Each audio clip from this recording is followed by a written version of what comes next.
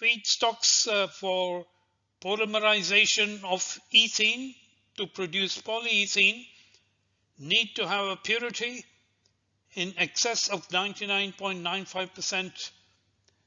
Such purities are achievable in distillation separations.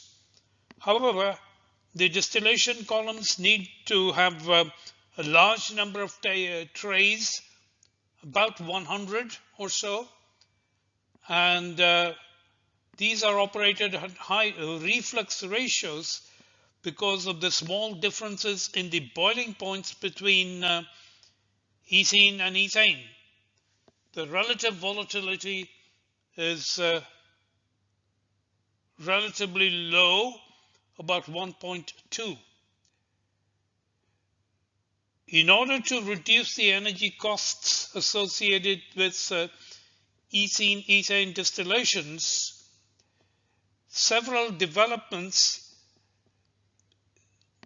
in metal organic frameworks have targeted this separation in order to develop MOFs that are suitable for this separation tasks.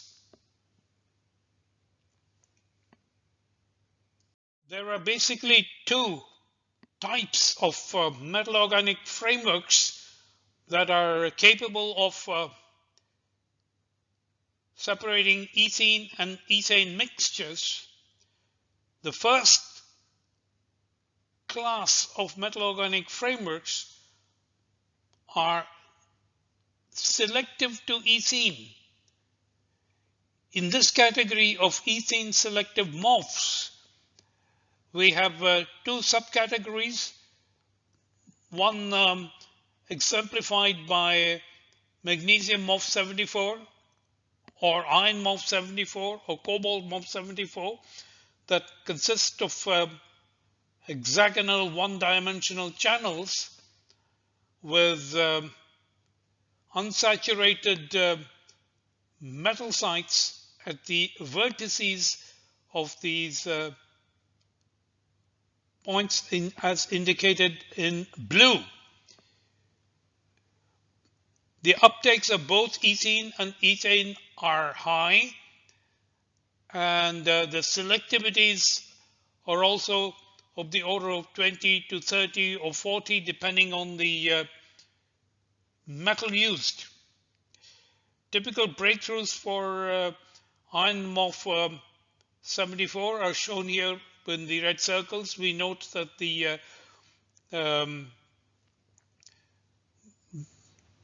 there is a considerable time delay before ethane breaks through, and much later we have the breakthrough of ethene. A different class of MOF is exemplified by UTSA 280, which operates on the principle of size exclusion of ethane. There is a subtle difference in shape between ethene and ethane.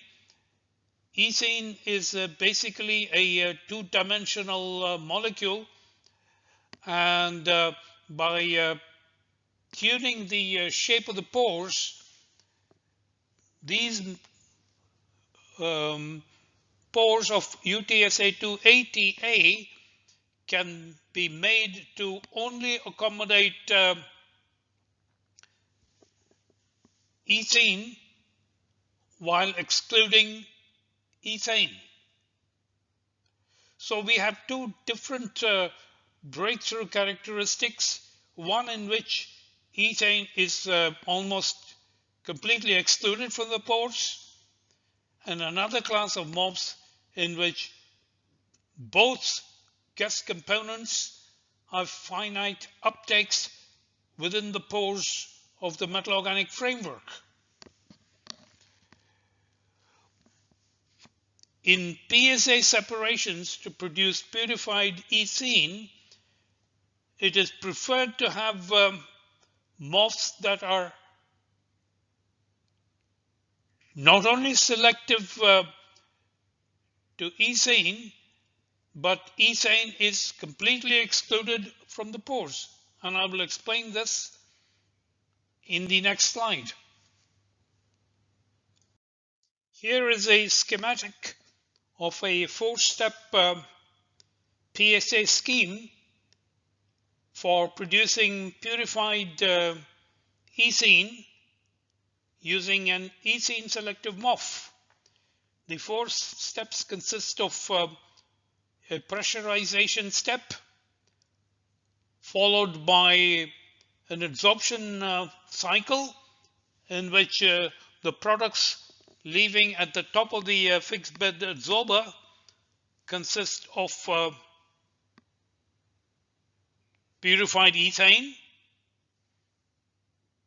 This is followed by co-current purge, in which a portion of the product ethylene from the final blowdown step is used to purge the ethane that is present within the pores and in the void spaces, and the purged gas mixture is collected and fed along with the feed mixture to the adsorption cycle. The co-current purge phase is followed by the final fourth step that consists of countercurrent vacuum blowdown. Any ethane that is present within the pores or in the void spaces contributes to the impurity of the product ethene, and therefore in principle it is preferable to have a MOF in which ethane is completely excluded from the pores, and that is the case with MOFs such as UTSA280A and cobalt gallate.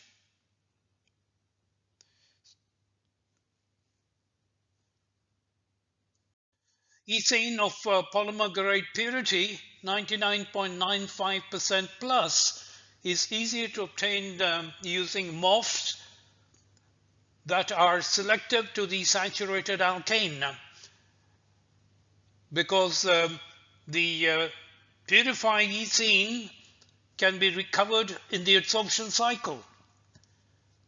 One example of an ethane selective MOF is JNU6CH3, which is a isoreticular MOF5 analog described in this paper by Shi in Chemical Science 2023. The breakthrough experiments with JNU6CH3 are shown here, where the dimensionless concentrations exiting the fixed bed adsorber packed with the ethane selective MOF is plotted against the modified time parameter with units of minutes per gram of adsorbent in the packed bed. The authors of this paper state breakthrough experiments on JNU6CH3 demonstrate that ethene can be directly separated from 50-50 ethane-ethene mixtures, affording benchmark productivity of 22.06 and 18.71 liters per kilogram of high purity C2H4 under dry and humid conditions respectively. The humid conditions refer to 98% relative humidity.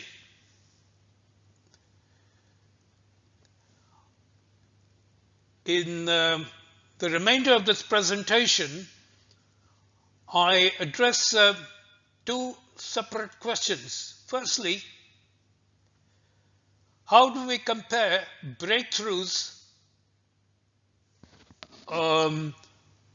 breakthrough experiments with obtained with different ethane selective MOFs, such that they can be used to compare the productivities of polymer grade ethene. Secondly, what is the appropriate metric for ranking ethane selective MOFs? Let's consider these points. Let us examine separations of mixtures of ethane and ethene using 4 different ethane selective MOFs. JNU6CH3, that was discussed in the foregoing slide, JNU2, MOF15, and copper QC2. A problem with comparing the experimental breakthroughs that is immediately obvious is that the x-axis chosen by different researchers to plot their breakthrough experiments is not standardized. For example, here we use the experimental breakthroughs in the modified time parameter minutes per gram of adsorbent. Here again it's minutes per gram of adsorbent. So one would be tempted to say, like, look, we can compare these two experimental breakthroughs were it not for the fact that the volumetric flow rates of the feed mixture entering these fixed beds is not the same. In this case, it is 2 milliliters per minute, and in this case, it's 1 milliliter per minute. That explains why the breakthroughs occur approximately a factor 2 later than the breakthroughs reported for JNU6CH3. In this case, for copper QC2, the breakthroughs are reported with the x-axis in minutes. And we have to examine the experimental data to realize what the mass of adsorbent is. In this case, it is 1.037 grams with a flow rate of 2 milliliters per minute. The best way to report experimental breakthroughs is to use the modified time parameter that is the product of the volumetric flow rate at the inlet, say in the units of milliliters per minute, times the actual time in minutes divided by the grams of MOF in the packed bed. This modified time parameter has the units of milliliters per gram. I argue this point in my paper in ACS Omega in 2020. Let's consider another breakthrough. Experiments reported in the literature for MOF15. Here, the experiments are not at 298 Kelvin, but at 293 Kelvin. And the experimental data are not for ethane mixtures, but the feed mixture also contains helium, and it's 25, 25, 50 mixtures of ethane, ethene, and helium with a total flow rate of 8 milliliters per minute. These experimental breakthroughs cannot be compared with these experimental breakthroughs that are for hydrocarbon mixtures without any inert gases present. So for proper comparison of, say, MOF15 with JNU6CH3, is to compare them on the same basis, say using transient breakthrough simulations.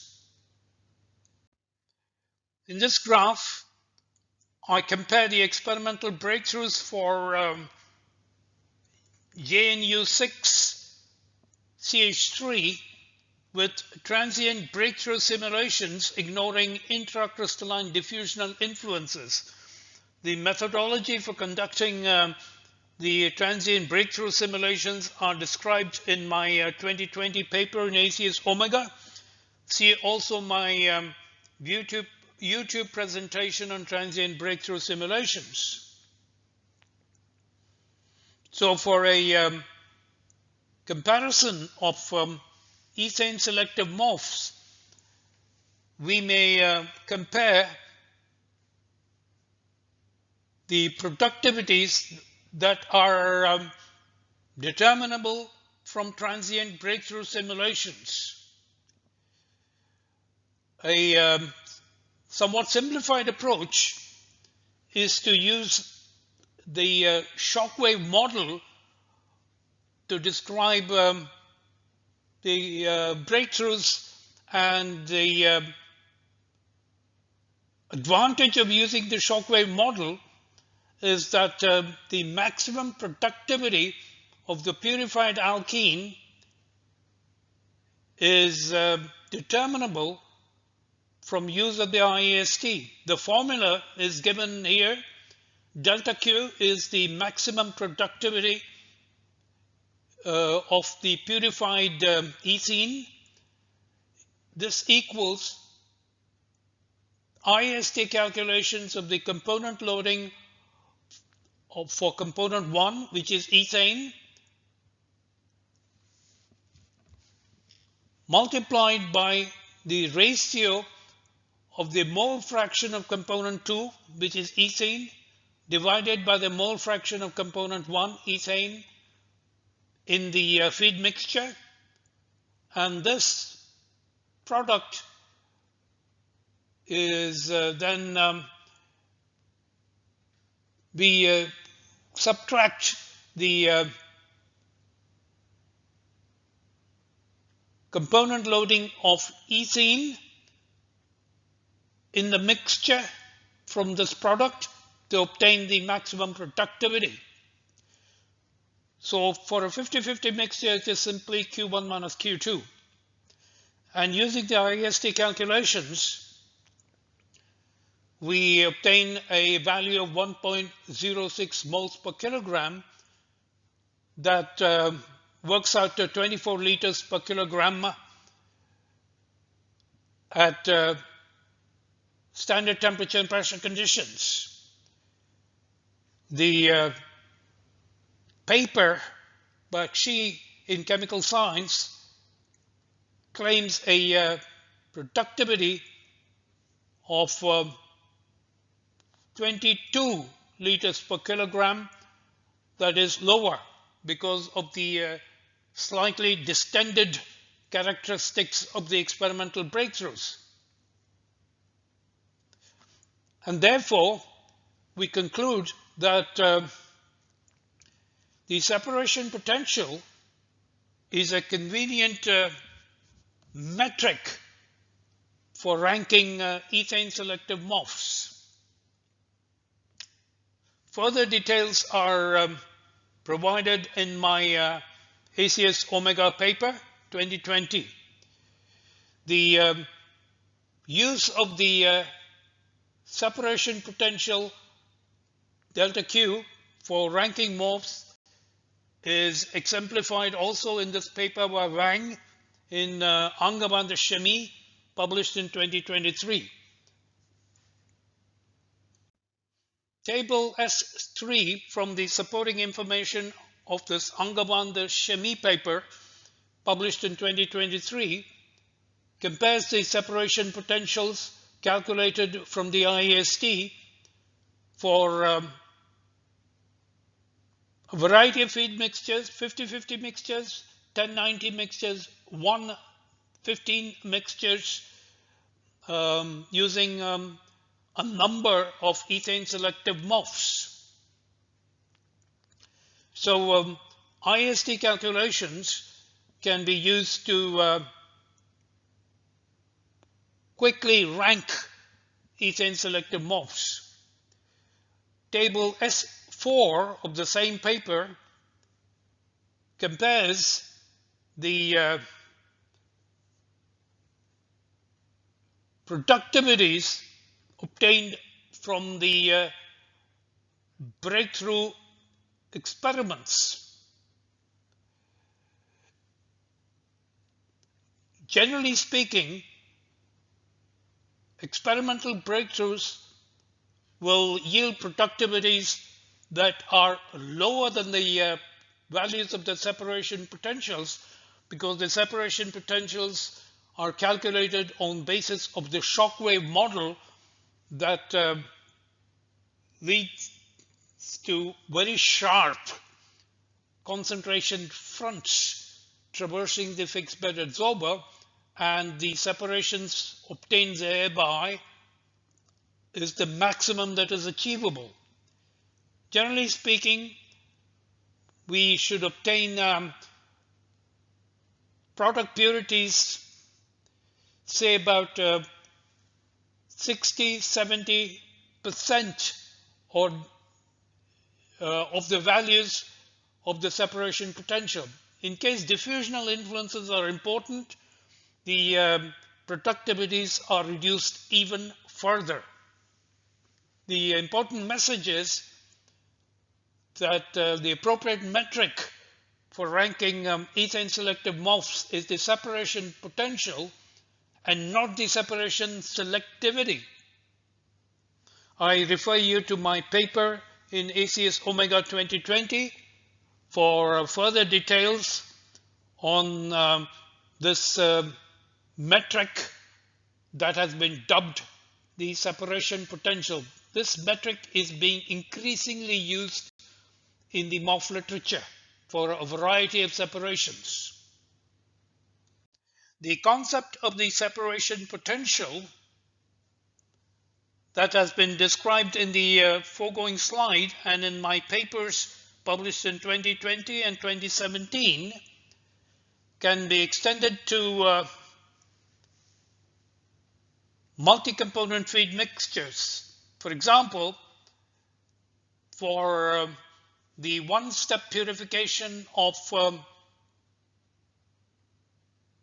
ethene from a 4-component feed mixture of CO2, C2H6, C2H2, and C2H4, the separation potential that signifies the maximum productivity of purified ethene that is possible in a fixed bed is derived on the basis of the shock wave model. The expression for delta Q is the component loadings of C2H6, C2H2, and CO2. These are the components that are preferentially adsorbed, multiplied by the ratio of the mole fraction of C2H4 in the feed mixture, divided by the sum of the mole fractions of the components that are preferentially adsorbed. So for an equimolar feed mixture, this is 1 divided by 3, and this product is obtained from which the component loading of C2H4 is subtracted. This delta Q metric can be used to rank MOFs for one-step purification of ethene. The experimental data shown here is from the Nature Communications article published in 2024.